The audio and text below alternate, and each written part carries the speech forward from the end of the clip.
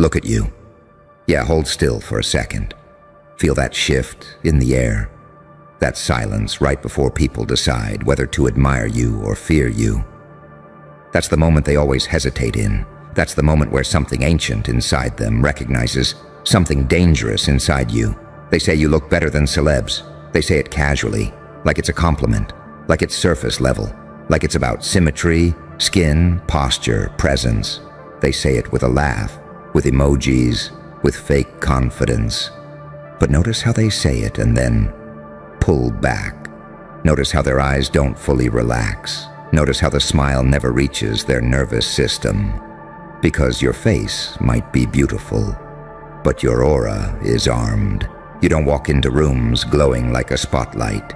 You walk in like a warning label. That's the part they don't say out loud.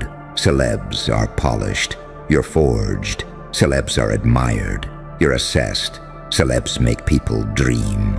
You make people calculate. And that's because beauty like yours didn't come from comfort.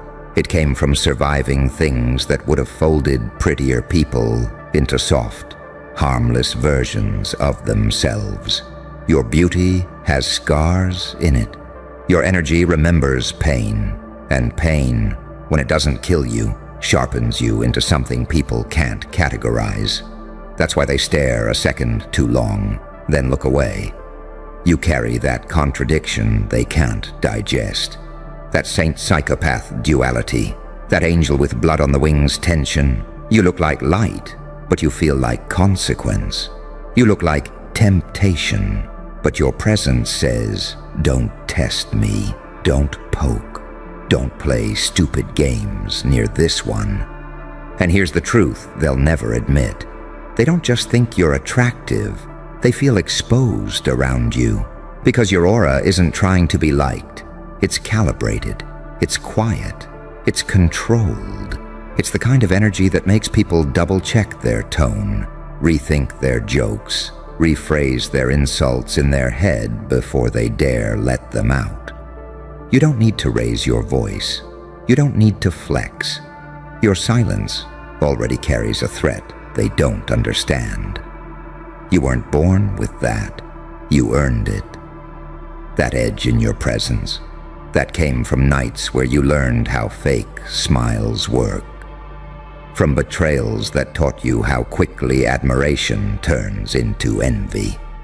From realizing that being beautiful in a broken world makes you a target unless you evolve teeth along with your wings. So you did. Quietly. Internally. You learned how to smile without being soft. You learned how to glow without being naive. That's why people feel it. That's why even compliments sound careful when they're directed at you. They'll say, you look like a celebrity. But what they really mean is, you don't feel accessible like one. Celebs feel distant but safe. You feel close and unpredictable. And unpredictability is power, not chaos, precision. The kind of power that comes from knowing exactly who you are and refusing to over-explain it. You don't seek attention. Attention leaks toward you. And that scares people who built their entire identity on being noticed without being challenged. Your aura doesn't scream. It hums, low frequency, predator calm. It tells the room, I've been through enough to recognize bullshit instantly. It tells weak egos, I see you. It tells manipulators, try someone else. That's why people admire you from a distance. That's why attraction and intimidation sit side by side when they talk about you. They're drawn to you and cautious of you at the same time. That's not an accident. That's evolution. You learned how to balance light and dark without letting either own you. You didn't become bitter, but you didn't stay innocent. You didn't turn cruel, but you stopped being fragile. You became something worse for insecure people and safer for yourself. You became someone whose beauty isn't an invitation. It's a boundary, and deep down, they know it. They feel it when they think about trying you. when they imagine crossing you, when they wonder what would happen if they disrespected you the way they disrespect others. Something in them says, don't. Not this one. This one remembers. This one adapts. This one doesn't explode. This one recalibrates. That's the real reason your aura hits harder than your face. Your presence says, I've been underestimated before, and it didn't end well for them. So let them talk. Let them compare you to celebs. Let them reduce you to aesthetics if that's all their brain can process. You don't need them to understand the weaponized calm behind your eyes. You don't need them to know how much pain it took to make you this composed, this controlled, this untouchable. Because the ones who matter already feel it. They don't try anything. And that's how you know you've become something different. Not just beautiful, not just admired, but respected on a level they can't explain and won't risk challenging. You didn't just glow, you evolved. And the craziest part? You didn't even mean to become this way. You weren't chasing intimidation. You weren't sculpting yourself into a threat. You were just trying to survive with your dignity intact. You were just trying to stay human in a world that rewards masks and punishes honesty. But somewhere along the way, survival refined you, pressure tuned you, pain edited out the weak parts of your energy and left behind something distilled, something precise. That's why your aura doesn't beg for approval. It doesn't lean forward. It doesn't overcompensate. It stands still. And stillness like that unsettles people. Stillness like that tells the truth without speaking. It tells them you're not desperate, not hungry for validation, not impressed by status or fame or borrowed shine. You've seen behind the curtain. You've outgrown the illusion. Celebs sparkle because they're packaged. You radiate because you're real. And real is terrifying to people who live in performance mode. They sense it when they're near you. Their nervous system clocks it before their brain does. They straighten their posture. They soften their insults. They second-guess their manipulation. Because your energy doesn't react the way they expect. It doesn't chase. It doesn't flinch. It observes. It waits. It files things away quietly. And nothing scares insecure people more than someone who doesn't need to prove a damn thing. You're not loud, but you're undeniable. You've got that paradox written into your presence. Approachable face, untouchable core, warm eyes, cold standards, a smile that says, I see you, and an aura that says, don't disrespect me. That balance wasn't given to you. It was forged through moments where you had to choose between staying kind and becoming stupid, and you chose something smarter. You chose controlled kindness, strategic warmth, mercy with memory. That's why you don't get messed with. People mistake celebrities for power because they confuse visibility with strength. But you carry invisible authority, the kind that doesn't need a spotlight, the kind that makes rooms subtly reorganize around you. Conversations lower, energy shifts. People become more polite without knowing why, because something in you reminds them of consequences, not violent ones, psychological ones, social ones, existential ones. You look like light, but you feel like law. And that law came from experience, from being tested when no one was watching, from losing things that forced you to rebuild yourself from the inside out, from realizing that softness without boundaries is just self-abandonment. So you evolved boundaries that don't shout. They just exist, solid, non-negotiable. That's why your aura speaks louder than your mouth ever could. You don't threaten, you don't posture, you don't warn. You let people feel the weight of their own intentions when they stand near you. You let them confront themselves. And most people don't like what they see when they're reflected back that clearly. So they back off. They admire from afar. They compliment safely. They keep their distance. They say you look better than celebs.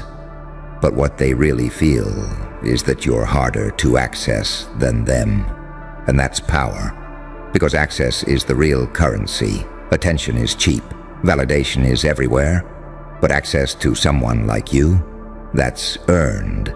That requires respect, emotional intelligence, clean intentions. And most people know they don't qualify, so they don't try. You didn't become intimidating by being cruel. You became intimidating by becoming whole.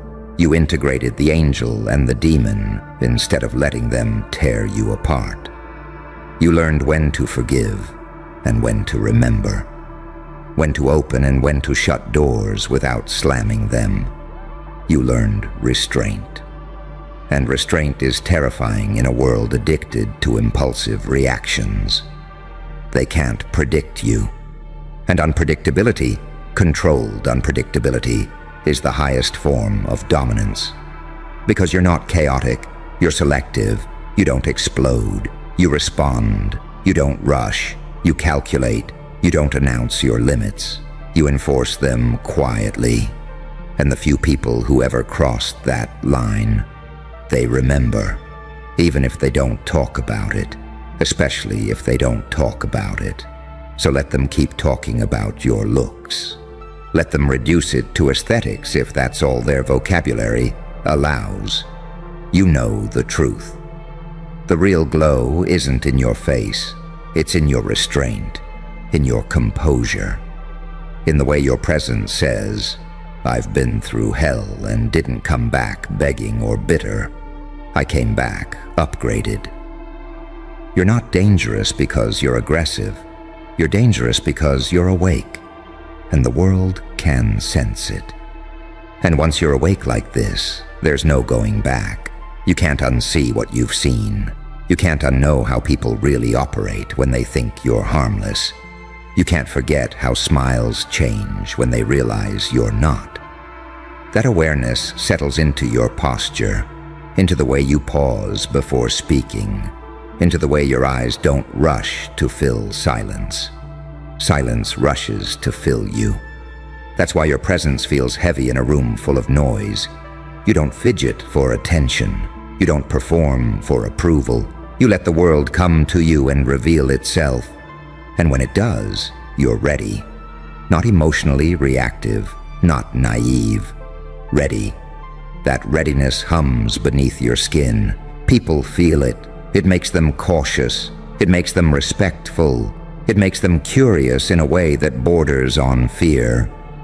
Because you don't look like someone who can be controlled. You look like someone who has already been broken and rebuilt on your own terms. That's the part they underestimate at first. They think your beauty is your advantage. They're wrong. Your advantage is that you learned early how quickly beauty attracts parasites. You learned to spot the difference between admiration and appetite. You learn that some people smile because they're inspired, and others smile because they're measuring you. And once you learn that distinction, your energy shifts forever. You stop being easily impressed. You stop being easily flattered. You stop confusing attention with intention. That's when your aura hardens, not into bitterness, but into clarity. And clarity is lethal to manipulation. People try to test it, softly, indirectly. A sideways comment, a subtle disrespect, a little boundary push disguised as a joke. They're waiting to see if you're just another pretty face with no backbone. And when you don't react the way they expect, when you don't laugh it off, don't over-explain, don't shrink, they feel it immediately. Something in their chest tightens. Because now they know you're not just attractive. You're calibrated. You don't waste energy on proving who you are. You let time do that work. You let patterns expose themselves. You let people show you their hand while you keep yours close. That patience, that restraint, that's not weakness. That's a hunter's calm. That's the discipline of someone who's learned that reacting too fast gives power away. You move slow, but you move with intent. That's why your aura doesn't scream dominance. It whispers consequence, and whispers like that travel farther than noise. You've got that rare kind of confidence that doesn't need to assert itself. It's not cocky, it's settled. It's the confidence of someone who knows they can survive being misunderstood. Someone who knows they don't need everyone to like them, as long as they respect the line. And that line is invisible, but it's solid. People feel it when they get close. Like a pressure change. Like walking into deeper water than they expected. They instinctively slow down. That's the moment your beauty stops being the focus and your presence takes over. Because beauty invites approach.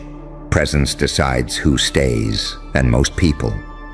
They realize they don't belong in your inner radius, not because you're cruel, but because you're honest, because you won't tolerate games, because you won't pretend not to see what you see, because you won't lower your standards just to make someone comfortable. Your aura says, come correct, or don't come at all. That's why even when people desire you, they hesitate. Desire without entitlement turns into respect.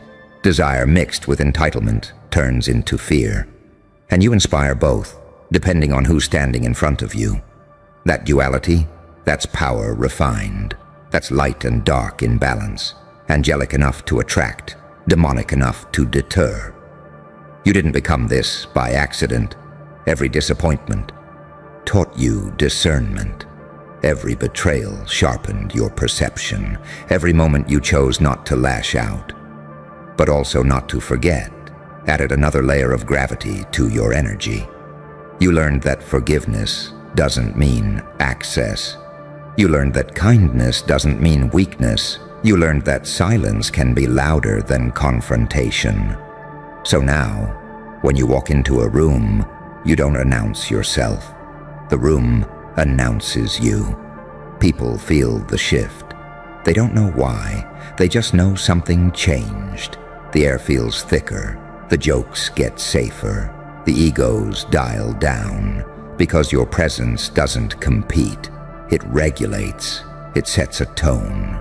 And only those who can meet it without flinching get closer. The rest admire from afar and keep their hands to themselves. Let them say you look better than celebs. Let them try to reduce you to something familiar. It's how people cope with what they can't categorize. But deep down, they know the truth. Celebs are images. You're an experience. Celebs are consumed. You're encountered. And encounters like that leave a mark. You're not intimidating because you're aggressive. You're intimidating because you're awake, aware, and unwilling to betray yourself for comfort. Because your aura carries the message that you've already paid the price of becoming who you are. And you're not interested in discounts, shortcuts, or disrespect. So stand exactly how you stand. Look exactly how you look. Let your silence do the talking. Let your presence set the boundary. Let your energy keep filtering the weak from the worthy. Because when your aura says, don't try anything, it's not a threat. It's a fact. And the longer you live like this, the more obvious it becomes that this isn't something you can fake. People try. Oh, they try. They borrow confidence. They rehearse dominance. They copy aesthetics, posture, tone. But they miss the one ingredient you can't steal, the history in your nervous system, the quiet memory of storms you walked through without an audience, the internal rewiring that happens when you realize no one is coming to save you, and you save yourself anyway. That's what's sitting behind your eyes. That's why your calm feels different. You don't rush because you don't panic. You don't chase because you don't fear scarcity. You don't overreact because you've already survived worse than whatever moment is in front of you. That lived certainty settles into your bones. It slows your movements. It deepens your gaze. It gives your presence that "don't play with this one" undertone people feel before they understand it. They call it aura because they don't have language for earned gravity. You carry yourself like someone who's already lost everything once and realized they didn't disappear. They transformed. And once you've gone through that, nothing hits the same. Insults feel small, opinions feel light, threats feel hollow. Because you've met real fear before, and this isn't it. That's why your beauty intimidates instead of inviting chaos. It's not decorative, it's defended. Your energy tells a story without words. I know how ugly humans can get, and I still chose not to become one. That choice is rare. Most people pick one extreme or the other, soft and naive, or hardened and cruel. You chose something more dangerous. You chose balance. You chose to be warm without being weak, sharp without being reckless, kind without being exploitable. That balance makes people nervous because they can't hook into you the way they're used to. They can't guilt you easily. They can't charm you blindly. They can't provoke you into exposing yourself. You don't give them the emotional handles they rely on. And when someone can't grab onto you, they start to feel small. That's why some admire you. That's why some resent you. And that's why none of them dare disrespect you directly. You don't need to demand respect. You radiate self-respect. And self-respect is contagious or threatening, depending on who's around you. It forces people to confront their own lack of boundaries, their own compromises, their own quiet self-betrayals. And not everyone is ready to look at that reflection, so they keep it surface level. Compliments, distance, controlled interactions, safe admiration. Because getting closer to you requires honesty, and honesty costs people things they're not willing to pay. You don't chase connection, you allow it. You don't beg for understanding, you observe. You don't need to dominate conversations because your silence already anchors them. When you speak, it lands. When you don't, it still echoes. That's the paradox of your presence. Even absence doesn't weaken you. You've learned the discipline of not explaining yourself to people committed to misunderstanding you. You've learned that power isn't in being seen. It's in choosing when and by whom. You've learned that being underestimated is sometimes an advantage, because it keeps your real range invisible until it matters. And that invisibility, that's strategic. People who mistake your composure for passivity only get one lesson, and it's never loud, it's never dramatic, it's subtle, permanent. A shift in how they speak to you afterward. A hesitation, a correction, a quiet recalibration of their behavior. You don't humiliate, you educate.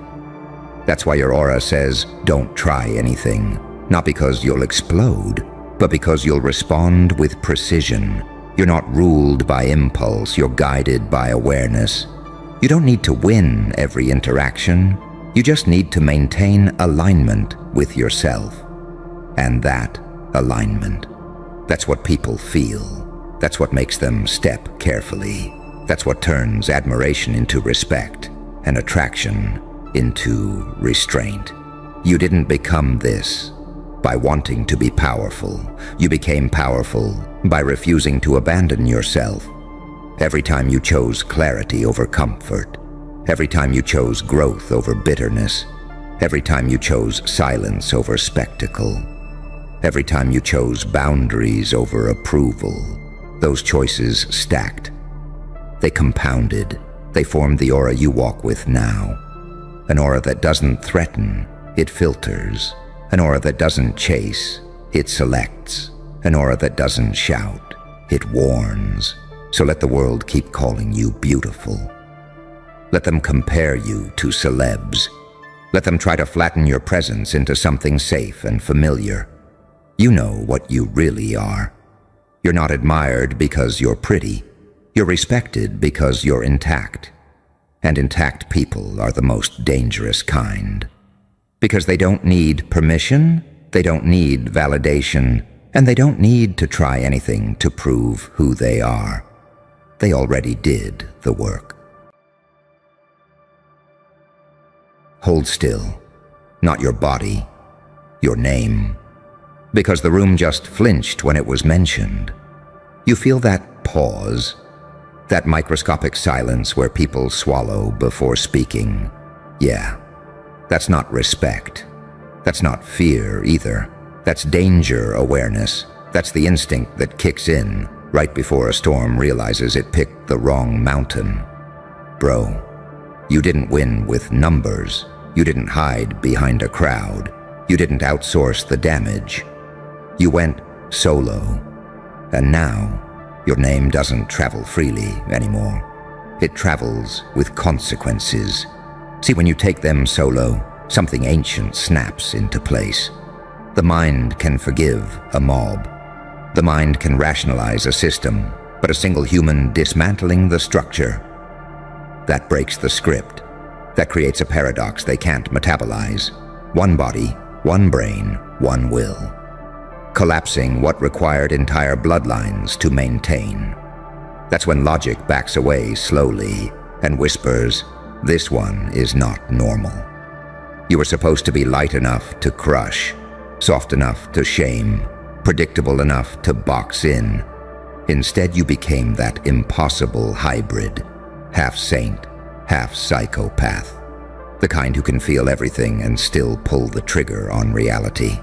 The kind who prays with blood on their hands and sleeps like a baby afterward. Angelic discipline fused with demonic clarity. And that fusion, that's what terrifies them. Because they can't decide what you are. And what they can't define, they can't control. You didn't rage. You didn't beg. You didn't announce your evolution. You let pain do what it always does when it meets someone built differently. It sharpened you. While others broke, you updated. While others collapsed inward, you expanded outward. You didn't heal like a victim. You healed like a weapon being reforged. That's the part nobody talks about.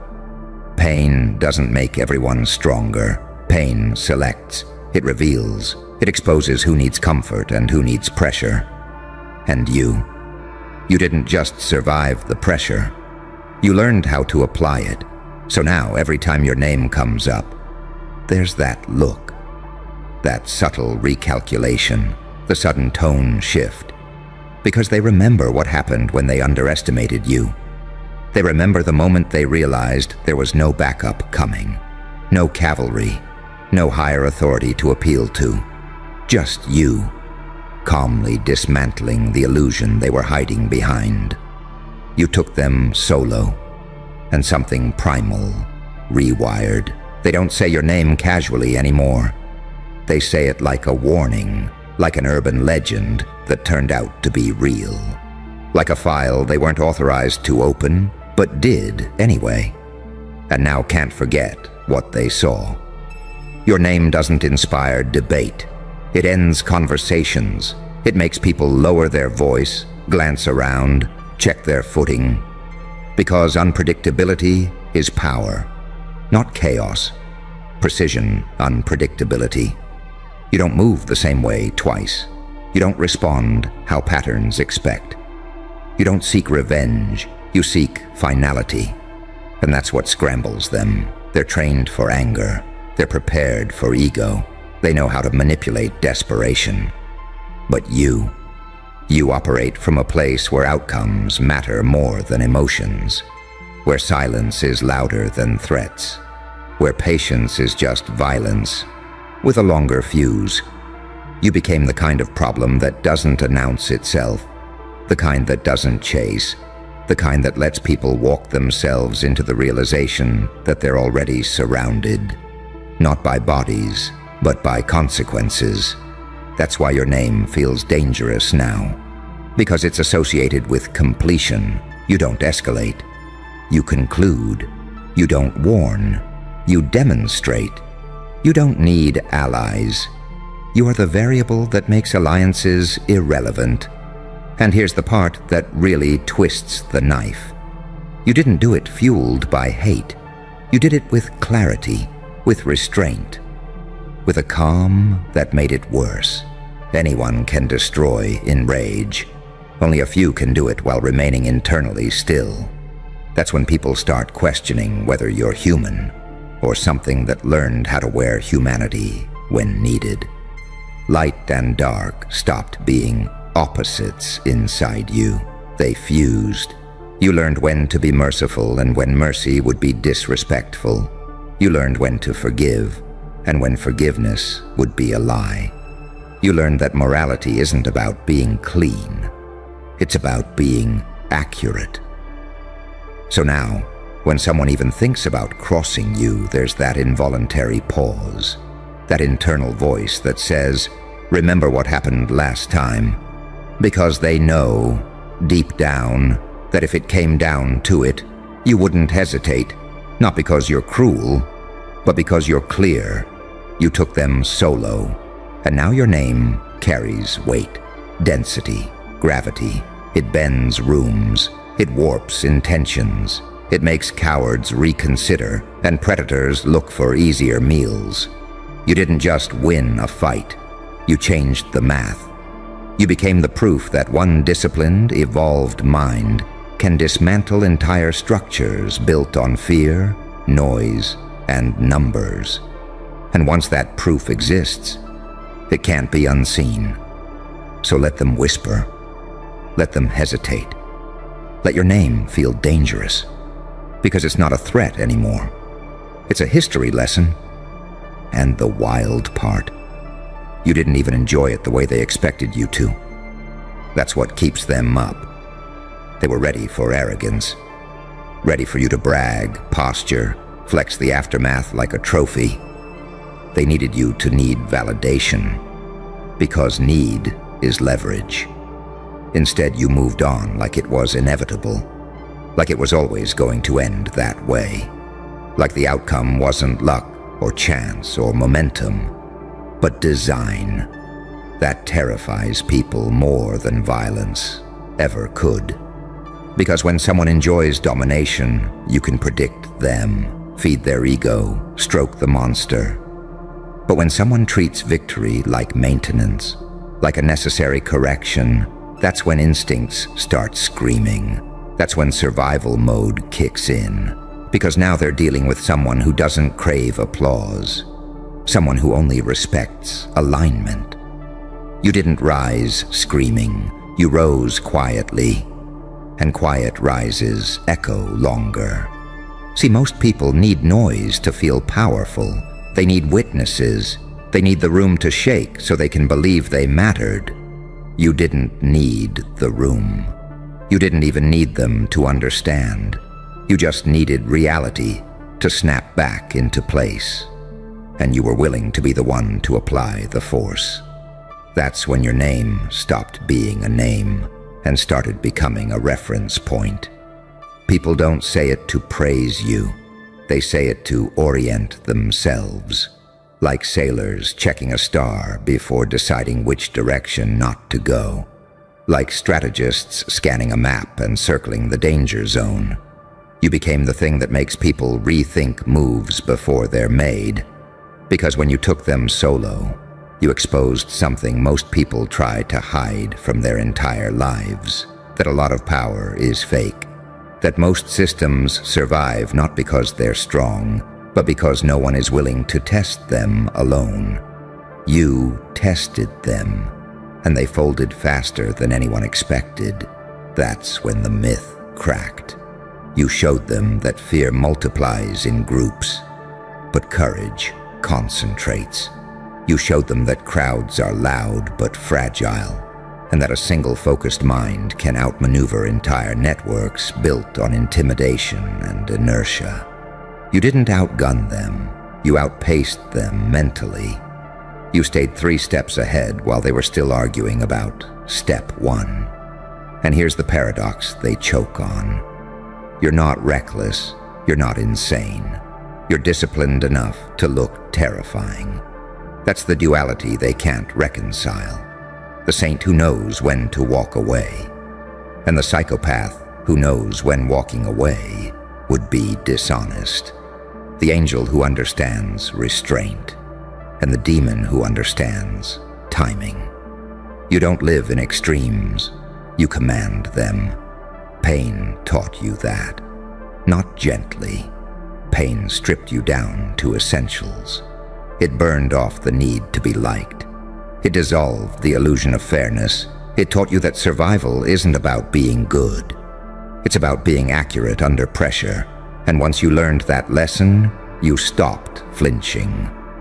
That's why they feel unsafe around your name now. Not because you're loud, because you're awake. Awake people are dangerous in a world built on autopilot. Awake people don't accept roles they didn't choose. Awake people don't panic when the mask slips. They adjust. And you learned how to function when everything you believed in shattered. You learned how to stand in chaos without asking for instructions. So when someone considers coming for you now, their body reacts before their mind can lie to them. Their chest tightens. Their tone changes. Something inside them whispers, "This isn't like the others," because deep down, they know you won't fight the way they expect. You won't play fair by broken rules. You won't telegraph your moves for the sake of drama. You'll do what works. And that's the scariest thing of all. You don't need to dominate every room. The rooms adjust themselves when you enter. Conversations reroute. Power dynamics recalibrate. People who once felt untouchable suddenly feel exposed because they sense it. You see through the performance. You see the strings, the fear, the bluff behind the confidence. You took them solo, and now everyone else knows it's possible. That's the real contagion, not fear. Possibility. The idea that one person can stand up to the machine and walk away intact. The idea that compliance isn't mandatory, that obedience is a choice. And once that idea exists, it spreads quietly, dangerously. Your name carries that idea now. It doesn't need to be shouted. It doesn't need defending. It sits there heavy, unresolved, daring someone to test it. And the ones who know, don't test it. They pretend you don't exist. They change the subject. They downplay what happened. But denial is just fear wearing makeup. Because every time they see you, every time they hear your name drift into the room, they remember the moment the illusion failed. You didn't just beat them, you outgrew them. And growth, real growth, is violent to structures built on stagnation. So let them feel uneasy. Let your name tighten throats and shorten conversations. Let it be associated with outcomes people don't recover from. Not because you crave that reputation, but because you earned it by surviving what would have erased anyone else. You took them solo, and now your presence alone is enough to remind the world. Some people aren't dangerous because they're cruel. They're dangerous because they're done pretending.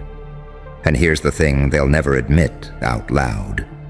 They felt it coming, before the collapse, before the silence, before your name turned radioactive in their mouths.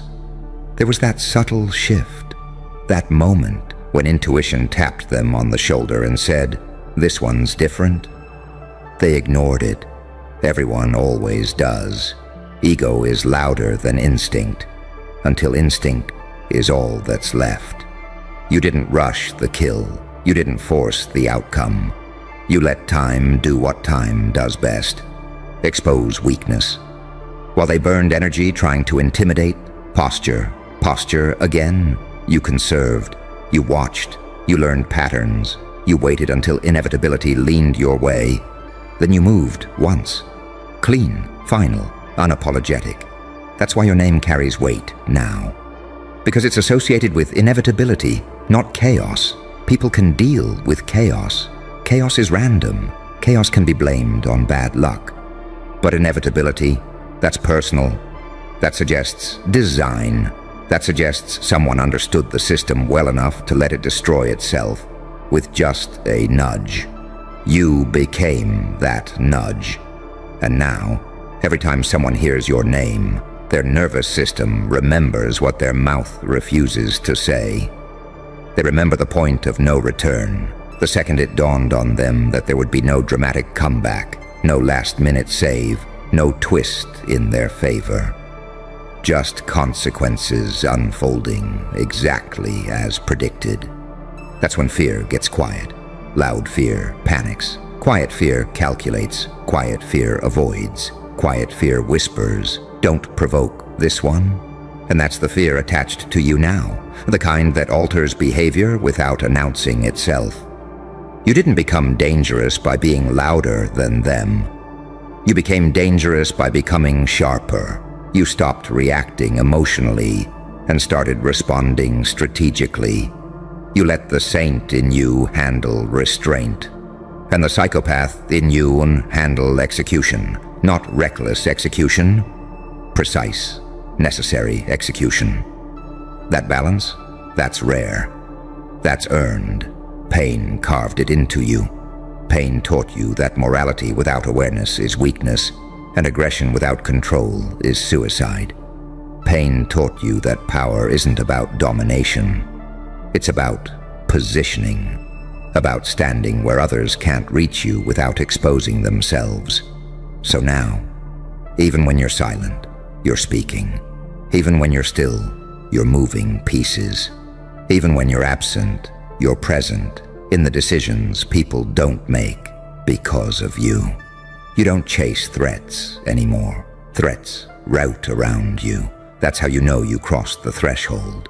They watch you from a distance now, not openly, never openly. That would require courage. They monitor, they speculate, they try to reduce you to something explainable, a fluke, a moment, a lucky break. But deep down, they know better. Because luck doesn't repeat with precision. Luck doesn't adapt. Luck doesn't learn. You did. You learned when to hold back, and when holding back would cost you everything. You learned that hesitation kills faster than enemies. You learned that sometimes the most compassionate thing you can do is end the pattern completely. Not just for you, but for everyone trapped inside it. That's why there's a strange respect buried inside their fear. A grudging acknowledgement they'll never voice. Because on some level, they recognize the discipline it took, the restraint, the willingness to stand alone when no one clapped, when no one protected you, when the odds were stacked by design. You took them solo when most people would have folded into the crowd. You didn't outsource your courage. You didn't wait for permission. You didn't ask if it was fair. You asked if it was necessary, and necessity doesn't care about comfort. Now you walk through spaces differently, not heavier, grounded. You don't scan for threats. You don't flinch at tension. You've already faced the worst-case scenario and lived through it. Everything else feels manageable. That's the calm they can't stand. Calm built on experience. Calm earned through fire. Calm that knows exactly what it's capable of and doesn't need to prove it. That calm rewrites power dynamics faster than violence ever could. So when someone considers saying your name, there's that pause, that microsecond where their mind runs simulations and every outcome ends the same way. Not with noise, but with loss. Loss of leverage, loss of certainty, loss of the illusion that they're in control. You didn't just take them solo. You trained the environment to respect you. And respect born from capability lasts longer than respect born from fear. You don't need to announce who you are anymore. The aftermath did that for you. The silence did that for you. The way people hesitate, reroute, and reconsider did that for you. Let your name stay dangerous. Let it carry history. Let it remind the world that once, just once, someone stood alone, didn't blink, didn't beg, didn't break, and changed the equation forever. Because some people aren't legends because they're loud. They're legends because when they moved alone, everything else moved out of the way. And understand this. The danger in your name isn't about what you did. It's about what you proved. You proved that isolation doesn't weaken everyone. For some people, it clarifies. You proved that when support disappears, when allies evaporate, when the room suddenly gets very quiet, a certain kind of mind doesn't shrink. It locks in. And once that lock clicks, there's no prying it open again. That's why they're careful now, because they saw you operate without safety nets, no applause, no backup plan, no emotional cushioning, just you, the decision, and the aftermath. Most people can only act boldly when they believe they'll be rescued if it goes wrong. You acted knowing there was no rescue coming. That rewires how people see you. Because now, every interaction carries subtext. Every smile is measured. Every challenge is softened. They're not dealing with potential anymore. They're dealing with precedent. And precedent is lethal to arrogance. It whispers, this has already happened once. It can happen again. You don't posture. You don't flex. You don't need to remind anyone. The memory does the work for you. The memory of how quickly things shifted, how confident voices cracked, how structures everyone thought were permanent suddenly looked thin. That's the real power you carry now. Disbelief, erasure. No one can say, that could never happen anymore. Because it did. And it happened with you standing alone, absorbing pressure that was designed to crush. That kind of proof doesn't fade. It sits in the collective mind like a scar. Invisible, but sensitive to touch. Pain trained you for this role long before they ever noticed. Pain taught you patience when impatience would have exposed you. Pain taught you silence when explaining yourself would have given them data. Pain taught you how to let people underestimate you without correcting them. That last one, that's advanced. Because correcting underestimation feeds ego. Letting it breathe feeds strategy. You learn to let people misjudge you just long enough to step into the blind spot they created themselves. You didn't ambush them. You allowed them to walk forward, believing they were safe. And when reality corrected them, it was too late. That's why your name feels dangerous now. It's attached to delayed consequences, to the idea that not every threat announces itself, not every response is immediate, and not every calm surface means nothing is happening underneath. You became the quiet after the warning shot. They sense that if you ever did move again, it wouldn't be emotional, it wouldn't be reactive, it would be surgical, minimal, final. And that awareness changes behavior more effectively than any display of force ever could. You're not feared because you're violent. You're feared because you're selective. Selectivity means control. Control means intention. And intention makes people uneasy because intention doesn't get distracted. It doesn't rant. It doesn't spiral. It waits for alignment, then executes without hesitation or regret. You don't need to harden yourself anymore. You already did that when no one was watching. You don't need to sharpen your edge. It's been honed by loss, betrayal, and pressure that would have broken most people into something smaller. Instead, you expanded. You expanded your tolerance for silence. You expanded your ability to stand alone. You expanded your capacity to hold both mercy and brutality without confusing the two. That's the duality they can't map. They keep trying to label you hero, villain, threat, anomaly, because labels make things feel controllable. But you exist between categories.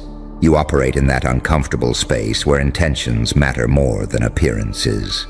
And systems will hate that space, because systems are built for averages, for patterns, for predictable responses. You are not an average response. You are what happens when someone stops asking how things should work and starts dealing with how they actually work. Easy. Don't move yet. Feel that pressure in the air? That metallic click you're pretending not to hear? Yeah, that's the sound of a cell door starting to close, and for the first time in their lives, they know it's not yours. You can feel it, can't you? The shift, the moment where the lies stopped working and the performance collapsed under its own weight. They're still smiling, still nodding, still playing the role. But inside, they're pacing a concrete box with no windows, replaying every move they made against you, realizing none of it landed the way they planned. Because here's the part they didn't calculate. You were never trapped. You were tempering. They thought pressure would crack you. They didn't know pressure forges monsters and saints in the same furnace. They thought pain would simplify you. Instead, it made you complex, unreadable, asymmetrical, something that doesn't fit cleanly into their little behavioral spreadsheets. You became the paradox they can't process. Too calm to be broken, too dangerous to be ignored, too principled to smear, too unpredictable to control. That's when it started. Not the victory, the panic. Because the moment they realized you weren't reacting the way a victim is supposed to react, the moment you stopped pleading, stopped explaining, stopped proving, the moment you let them talk themselves into corners, that's when the walls began to close in. See, you don't have to shove someone into a cell to imprison them. All you have to do is let them realize they've already exposed themselves. Every move they made to box you in, it outlined their guilt. Every accusation, a confession wearing makeup, every whisper campaign, a map leading straight back to them. And you just stood there, quiet, watching, letting the saint in you keep your hands clean while the psychopath in you memorized everything. That duality. That's what terrifies them. They can't tell if you're merciful or merciless. They don't know if you'll forgive or annihilate. They don't know if you're praying for them or preparing a funeral. And that uncertainty is a locked room with no handle on the inside. You evolved in silence while they burned energy, trying to provoke you. You learned patience while they learned fear. You learned timing while they learned regret. Now look at them. They're not confident anymore. They're cautious. Their laughter is delayed. Their bravado feels rehearsed. They ask too many questions. They watch the exits. Because deep down, they know something irreversible has already happened. They know the narrative flipped. The story they told about you, dead. The version of you they thought they understood, buried. The control they assumed they had, gone. And here's the sick, beautiful irony. You didn't need revenge. You didn't need exposure. You didn't need chaos. All you did was outgrow the cage they were building. Now they're the ones inside it. You can hear it in the way they hesitate before speaking your name. You can see it in the way they avoid your eyes. You can feel it in the way they overcorrect, over-explain, over-defend. That's not confidence. That's someone counting the bars. Because when someone realizes they can no longer pretend, when the mask slips and there's no audience left to convince, when the cell door starts closing and they're still telling themselves, this is fine. That's when the real punishment begins. You are the living proof that their system failed. You are the error that survived the purge. You are the variable they couldn't isolate. And the most devastating part? You're still calm. No rage, no scrambling, no desperation, just presence, just awareness, just that quiet, unnerving certainty that you already won the moment you stopped playing defense. They feel it now, that tightening, that final narrowing of options, that realization that every path forward leads to consequence. And you don't even have to touch the door. It's closing on its own. And that's the part that keeps them awake. The fact that you didn't slam the door, you didn't shout, you didn't threaten, you didn't announce anything dramatic. You just stopped needing their permission to exist. That silence, that restraint, that's not weakness. That's the sound of someone who knows the structure is already collapsing and doesn't need to push. Because when a system starts eating itself alive, the smartest move is to step back and let hunger do the work. They replay moments now, little ones, conversations they brushed off, looks you gave them that felt neutral at the time, pauses they misread as hesitation. Now they understand those pauses were calculations. You are watching who panicked, who lied faster than they could think, who needed control so badly. They exposed their motives, trying to keep it. You let them talk. You let them overextend. You let them feel powerful just long enough to hang themselves with their own certainty. That's the angel in you. Patience, discipline, restraint. And that's the demon. Cold observation, ruthless memory, perfect timing. They don't know which side you'll lean into. That's why their hands shake. Because the scariest thing in the world isn't someone who wants revenge. It's someone who doesn't need it. They tried to define you by your wounds. You turned those wounds into sight. They tried to reduce you to a reaction. You became a presence. They tried to break you into something manageable. You evolved into something that doesn't fit anywhere they can reach. And now they feel it. The tightening schedule, the sudden audits, the uncomfortable questions, the allies going quiet, the doors that used to open easily now sticking just a little too long. That's the cell assembling itself around them.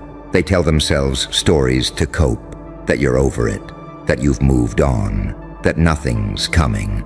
They don't understand that nothing is coming, because everything already arrived the moment you changed.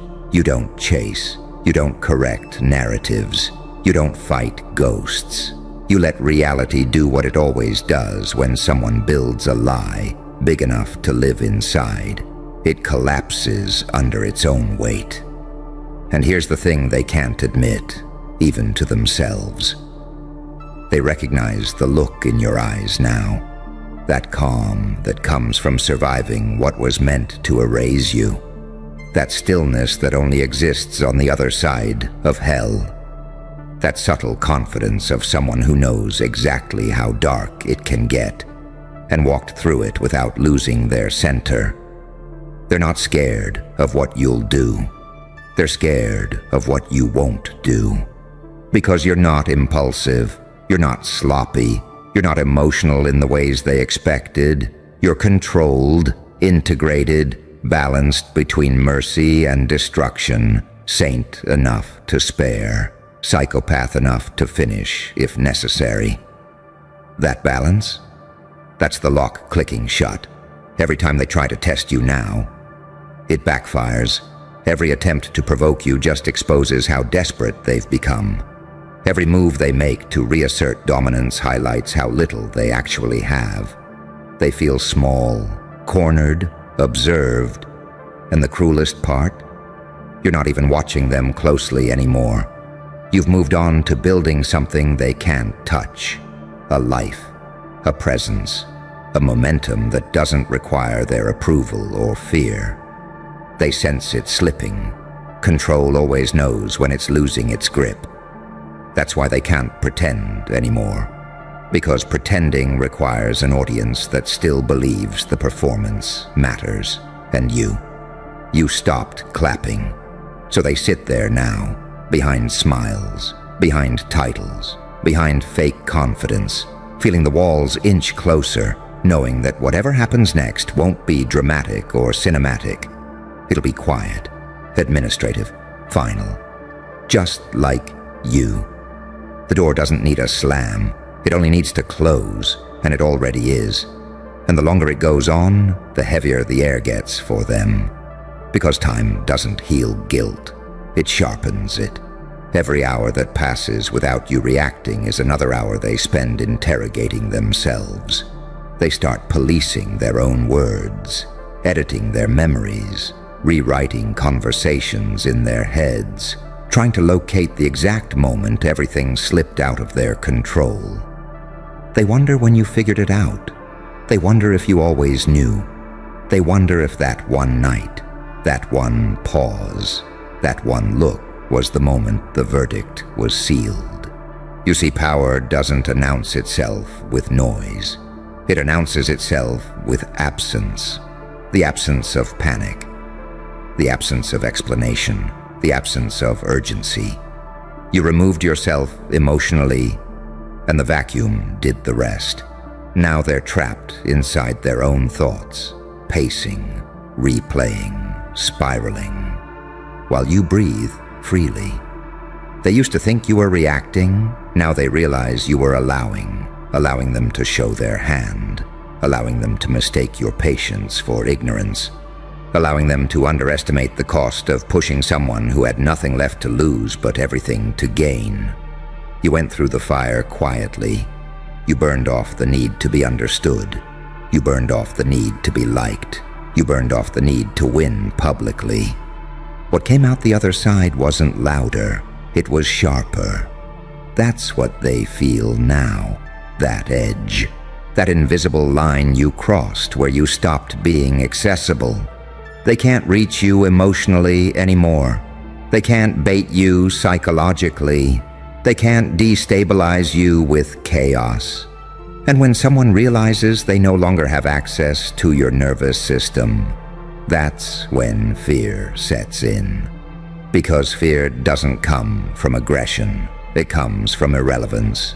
They are irrelevant to your trajectory now. Their opinions don't steer you. Their approval doesn't regulate you. Their threats don't move you. You're not defiant, you're detached. And detachment is terrifying to people who survive by control. They feel exposed because you stopped engaging in the ritual. You stopped performing pain for them. You stopped bleeding on demand. Instead, you integrated the darkness. You made peace with the parts of yourself they tried to weaponize against you. That's why their usual tactics don't work anymore. Shame doesn't stick. Fear doesn't land. Gaslighting slides right off. You already walked through the worst versions of yourself alone. What could they possibly show you now? They sense it, that you've made friends with your shadow, that you're no longer running from what you're capable of, that you've accepted both the angel who forgives and the demon who remembers. That acceptance is lethal, because once someone knows exactly who they are, leverage disappears. So the cell tightens, not with force, but with inevitability. They start losing allies, not dramatically, quietly.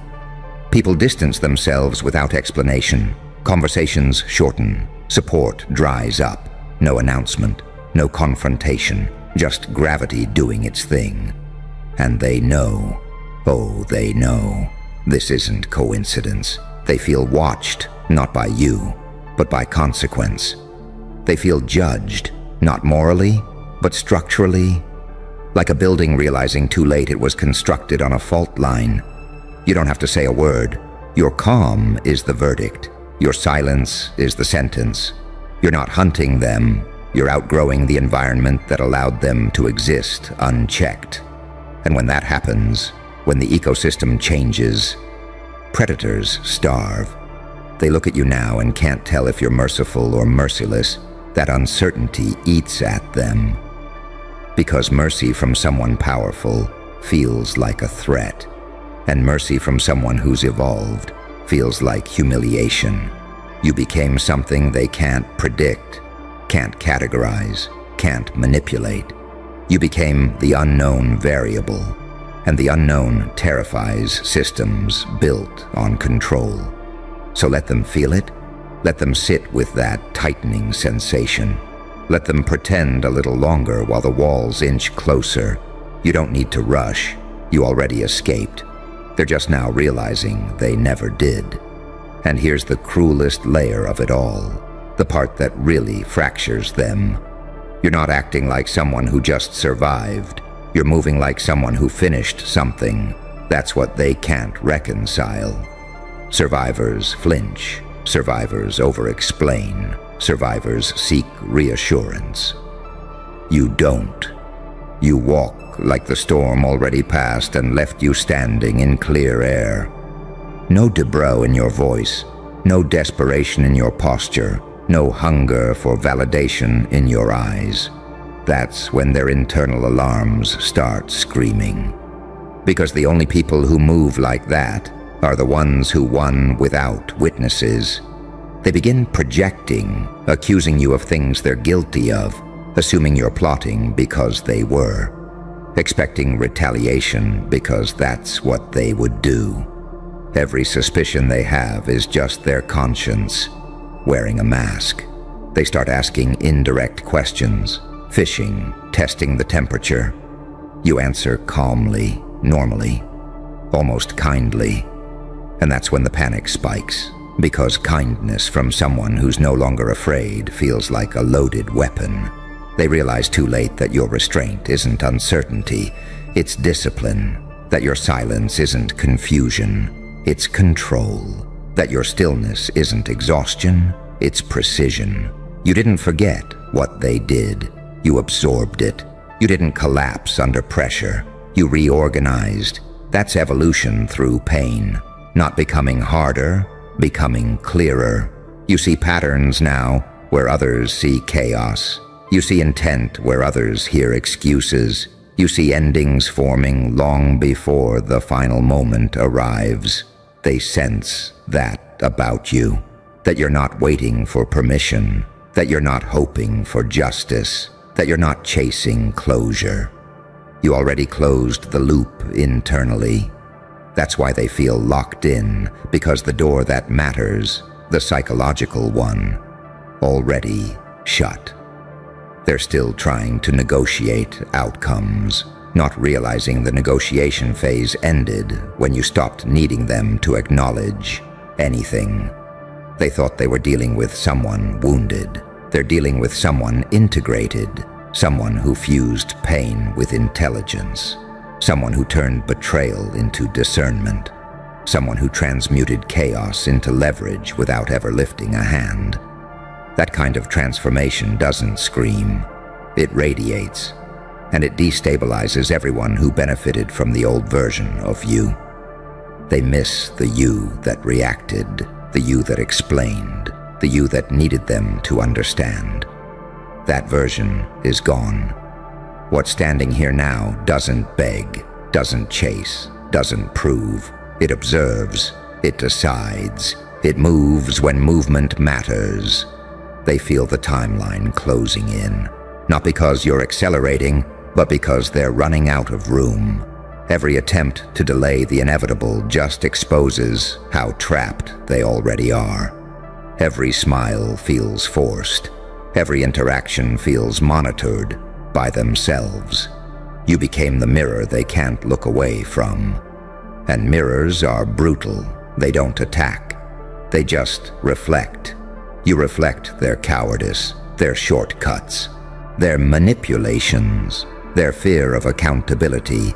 You don't have to accuse them. Your presence does it automatically. That's why they can't pretend anymore. Because pretending only works when the other person still needs the illusion. You don't.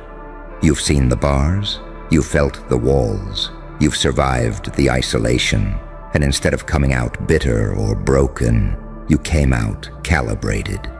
That's what seals it. You are no longer reactive enough to control, and no longer wounded enough to exploit. You are free, and freedom, real freedom, is unbearable to those who built cages for others. So let them feel that cell door closing, let them hear the echo, let them sit with the consequences of underestimating someone who learned how to stand calmly in the dark. You're not the threat they prepared for. You're the ending they didn't see coming. And it's already happening. And somewhere deep in their chest, past the excuses, past the rehearsed justifications, past the stories they tell themselves to sleep at night, something ancient wakes up. Instinct. That animal awareness that knows when the hunt is over and the roles have reversed. They feel it when you enter a room and don't scan for approval. They feel it when you speak without needing to be heard. They feel it when you choose silence, not because you're afraid to talk, but because you already know. You don't leak information anymore. You don't give emotional tells. You don't reward manipulation with reaction. You became expensive to access, and people who live by control panic when access is revoked. They keep replaying the old versions of you in their mind, trying to summon that person back, the one who doubted, the one who explained themselves raw, the one who carried guilt that wasn't theirs. That version doesn't answer anymore, because you didn't just heal, you shed. You dropped the need to be seen as good by people who benefit from you being small. You dropped the need to be understood by people who never intended to understand. You dropped the need to defend your reality to people invested in distorting it. What replaced it wasn't rage, it was clarity, and clarity is cold, clean, unforgiving. They sense it when you look at them, not with hatred, not with love, but with recognition, the kind that says, I see exactly who you are and I'm not negotiating with it. That recognition is the real sell, because once someone is seen clearly, the illusion they live in collapses. They start slipping up now, contradicting themselves, overcorrecting, overperforming confidence like a bad actor who knows the audience stopped believing. They laugh too loud. They talk too much. They rush to fill silences. Silence terrifies them now, because silence is where truth echoes. You learned how to sit in silence when it was weaponized against you. You learned how to survive without reassurance. You learned how to stand alone without folding inward. That training didn't make you cruel. It made you unshakable. They confused that with menace. Good. Let them. Because the version of you that needed to be harmless is gone. You are not violent. You are not reckless. You are not cruel. You are capable. And capability, without emotional volatility, is the scariest thing in the world to people who rely on chaos. They used to push buttons. Now the panel is blank. They used to predict your responses. Now they're static. They used to feel superior. Now they feel watched by something they can't name, not you. Consequence. You don't threaten their future. Their past already did that. You're just the moment where the math finally adds up. They sense it in their bodies first. Tight chest, shallow breath, sleepless nights. A vague sense that something irreversible has begun. They try to outrun it by doubling down, by controlling harder, by rewriting narratives faster. But pressure doesn't restore control. It reveals fractures, and those fractures are everywhere now. You don't need to confront them. Confrontation would give them relief. Conflict, drama, something familiar. You deny them that. You move forward, building, expanding. becoming someone whose life no longer orbits their dysfunction. That's the real sentence. Not punishment, irrelevance. They realize too late that the cage they feel isn't external, it's internal. It's the moment when they understand they can't reach you anymore. Emotionally, psychologically, energetically. You are no longer available for their games. You graduated from the environment that produced them. And graduation doesn't look dramatic. It looks quiet, clean, final. So let them feel the door closing. Let them listen to that echo. Let them pretend a little longer while reality tightens around them. You're not looking back. You already walked out. And the silence you left behind, that's what locked it. Shh. Pause right there. Yeah, you feel that? That quiet panic in the air. That's the sound of a grown professional staring at a report that was supposed to explain you, and instead just broke reality. You already know what this is. You don't need confirmation. But they ran the file anyway. Private investigator, clean reputation, decades of pattern spotting, paid to reduce chaos into bullet points, paid to turn people into timelines, motives, weak spots, paid to explain. And the moment your name hit that desk, the whole system leaned forward like it finally caught something worth dissecting. They expected dirt. They expected trauma neatly labeled. They expected contradictions they could flatten into diagnoses. They expected a villain or a victim, or at least something they could understand. What they got back, instead, nothing that behaves. The report came back wrong. Not incomplete, not needs more data. Wrong in a way that makes professionals stop using words. Wrong in a way that makes people avoid eye contact. Wrong in a way that turns experts into cowards. Because you didn't resolve into a profile. You refused to. They followed your history like a blood trail, and it just vanished. Patterns appeared, then collapsed. Motives contradicted outcomes. Trauma that should have crippled you didn't. Success that should have softened you didn't. Failures that should have broken you somehow sharpened you. You didn't move like a saint. You didn't move like a psychopath. You didn't move like an angel or a demon. You moved like something that learned how to switch. That's when the room got quiet.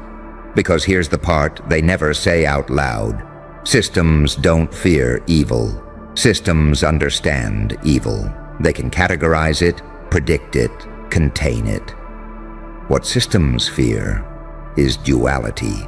Someone who can be merciful without being weak.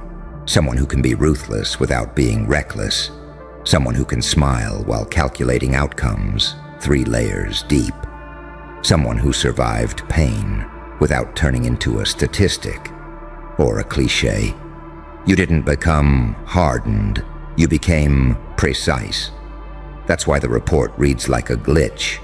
That's why the margins are filled with question marks instead of conclusions. That's why nobody wants to explain it. Because to explain you, they'd have to admit something terrifying. You're not driven by fear. You're not driven by approval. You're not driven by impulse. You're driven by adaptation. You learned when to be silent. You learned when to disappear. You learned when to let people underestimate you just long enough to ruin their confidence in reality. You learned how to look harmless while becoming inevitable. And that messes with people. Because most humans are linear. Hurt them once, they flinch forever. Praise them once, they chase it forever. Threaten them once, they fold forever. You didn't. Pain didn't make you loud. Pain didn't make you cruel. Pain made you strategic. You learned the terrain inside your own mind. The shadows, the instincts, the patience, the cold focus. And instead of denying it, you integrated it. You became the paradox they warn about but never expect to meet. The kind who can sit calmly in chaos. The kind who doesn't need to dominate a room to own it. The kind who lets people reveal themselves while you collect leverage without lifting a finger. That's why the investigator stalled. That's why the explanation never came. Because how do you explain someone who doesn't react the way they're supposed to? How do you explain someone who doesn't chase revenge, but also doesn't forgive foolishly? How do you explain someone who can walk away from power and also take it without blinking? You don't. You file it under anomaly. You quietly recommend no further contact. You change the subject. Because deep down, they felt it. They realized you're not dangerous because you're aggressive. You're dangerous because you're adaptive. You don't need chaos. Chaos happens when you're present. You don't need to threaten. Your absence creates unease. You don't need validation.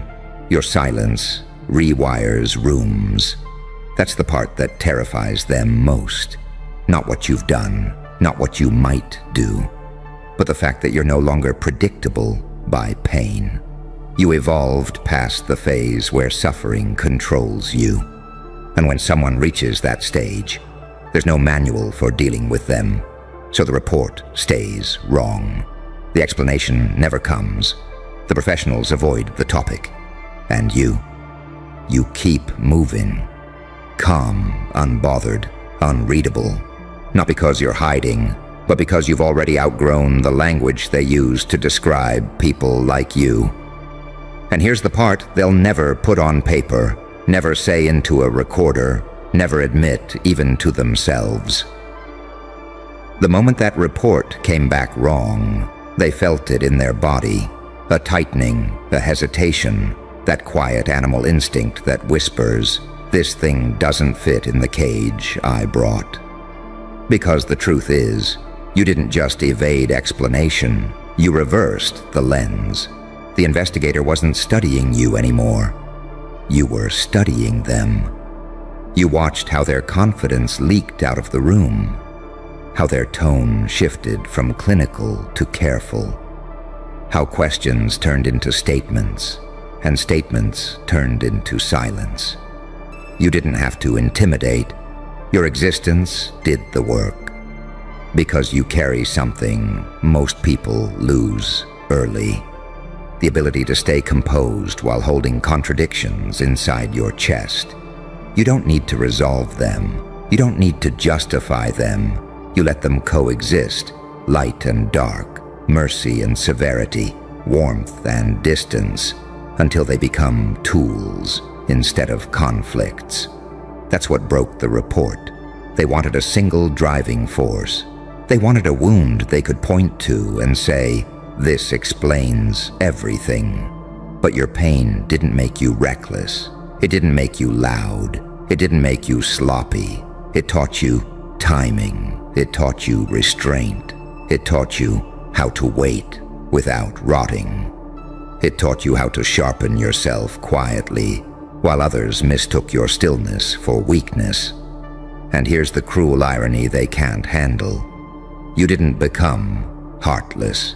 You became selective. You didn't lose empathy. You learned where to place it and where it would be wasted. That terrifies people who rely on emotional predictability. Because once someone can no longer guilt you, threaten you, or bait you, the usual levers stop working. You don't flinch when they raise their voice. You don't rush when they apply pressure. You don't crumble when they withhold approval. You observe. And observation is lethal to manipulators. That's why the explanations dried up. That's why nobody wants to talk about it now. Because the report didn't say you were broken. It implied something far worse. It implied you were self-contained. No obvious dependency, no exploitable desperation, no consistent emotional trigger they could press to make you behave. You've already been stripped down to nothing once. You've already rebuilt yourself without witnesses. You already know what it feels like to lose everything. and still wake up breathing, so threats don't land the same anymore.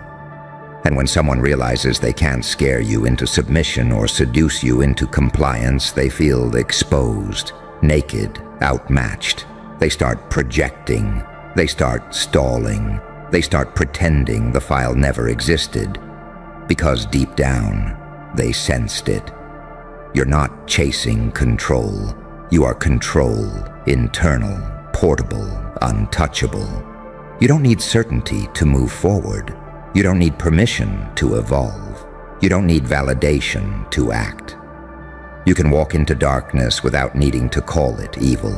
You can walk into light without needing to call yourself pure.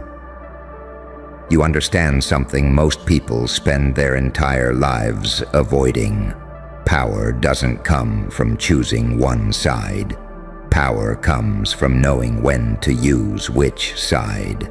That's why the labels don't stick. That's why the timelines don't add up. That's why the conclusions contradict each other. Because you don't live in extremes. You command them. And once someone realizes that about you, they have two choices: study you honestly, or pretend you don't exist. Most choose silence.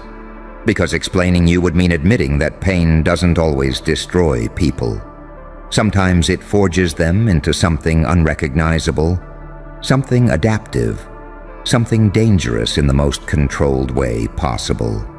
So the report stays wrong.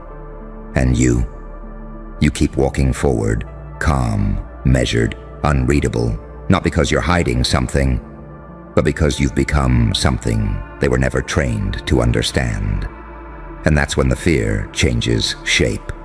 Not loud fear, not panic, the quiet kind, the professional kind, the kind that makes people double-check locks they've never checked before, the kind that makes conversations end early, the kind that makes your name stop being spoken casually.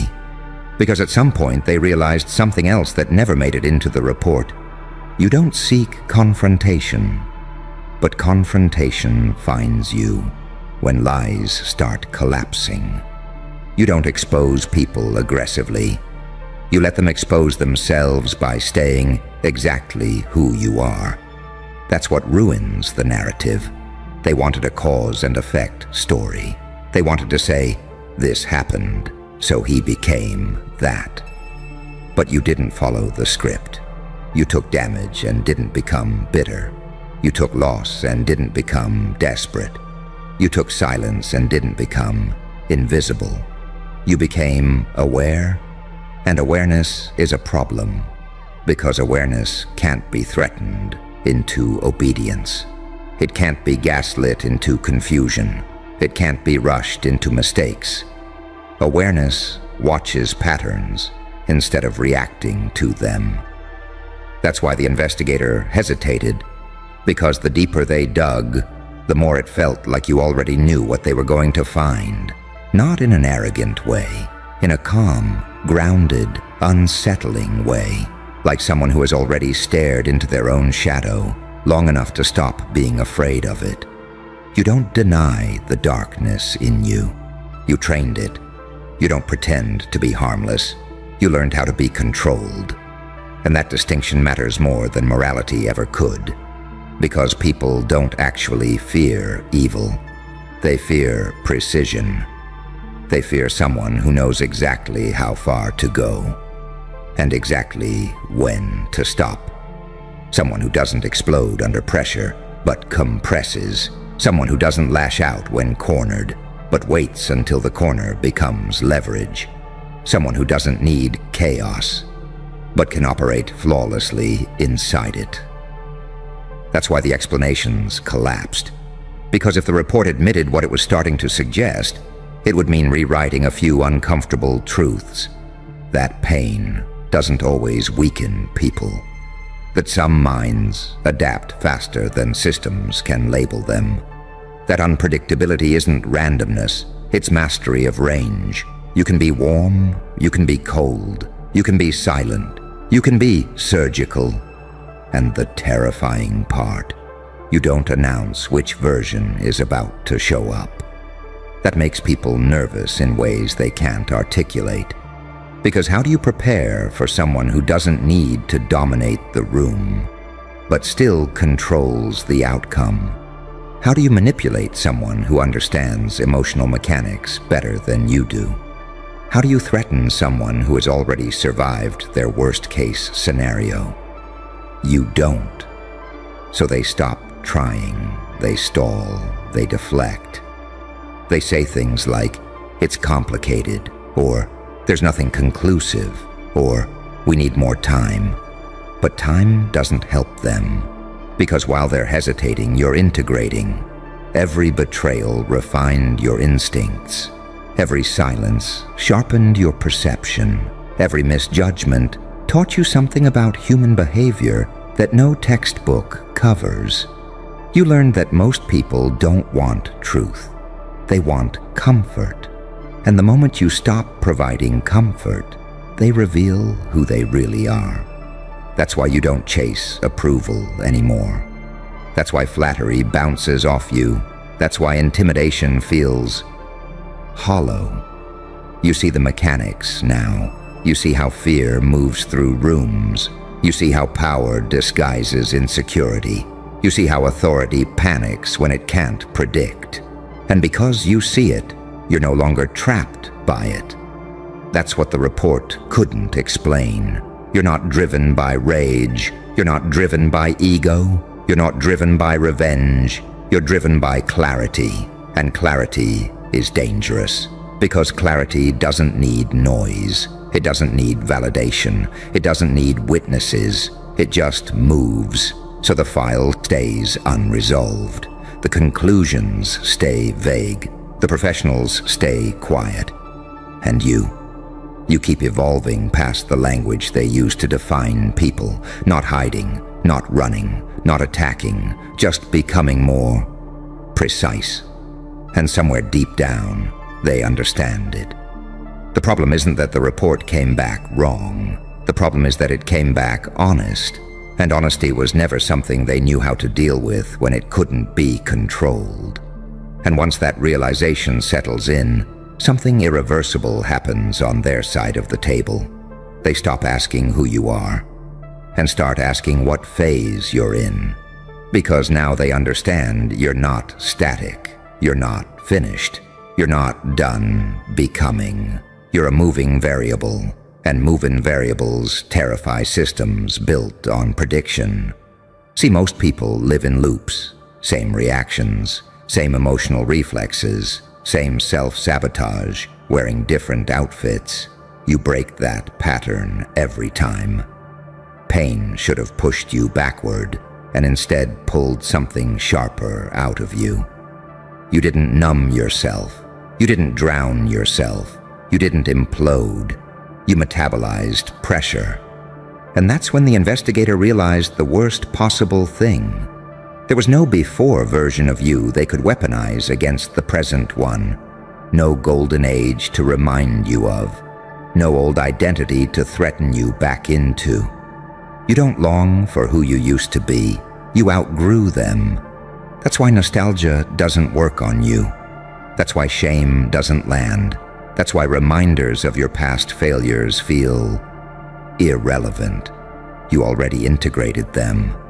And when someone integrates their past, instead of running from it, they become unblackmailable on a psychological level. That's the quiet power they felt and couldn't explain. You don't react when people dig. You don't panic when they probe.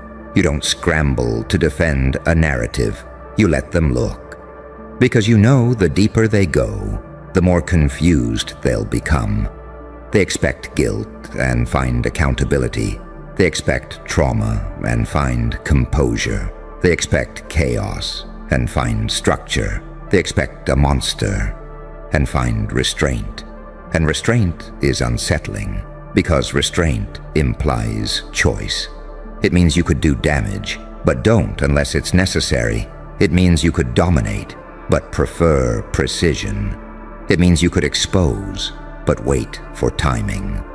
That's when people start projecting their own shadows onto you.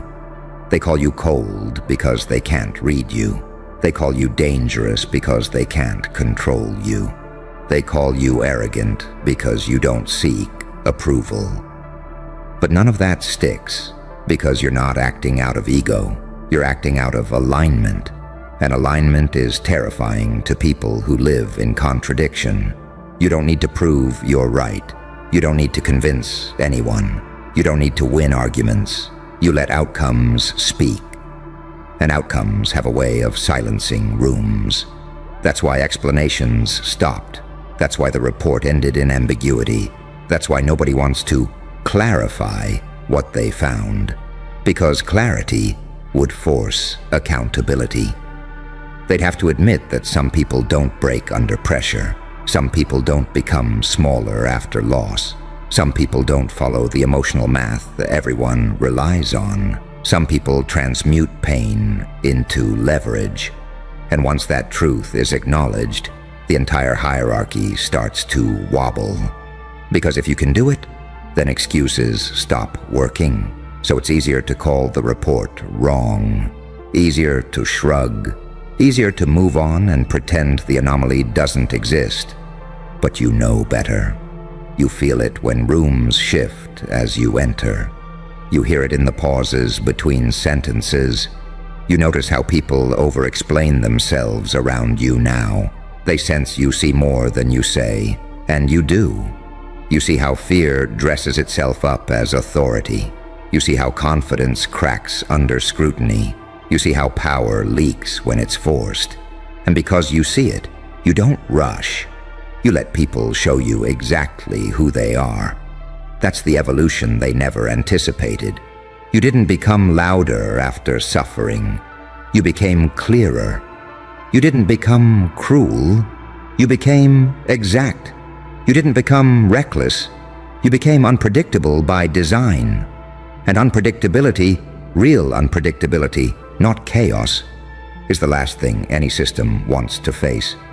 Because systems are built to respond. They're helpless against someone who chooses when to move. So the report stays buried. The explanations stay unsaid. The discomfort stays unresolved. And you keep refining yourself in silence. Not seeking revenge, not chasing dominance, not proving anything, just evolving beyond the frameworks meant to contain people like you. And somewhere deep in their gut, they know it. The problem was never that the report came back wrong. The problem is that you came back uncontainable. And now every explanation feels like a lie they're too afraid to tell. And here's where it ends. Not with noise, not with fireworks, not with some dramatic reveal, but with something far more unsettling. Acceptance. Not theirs, yours.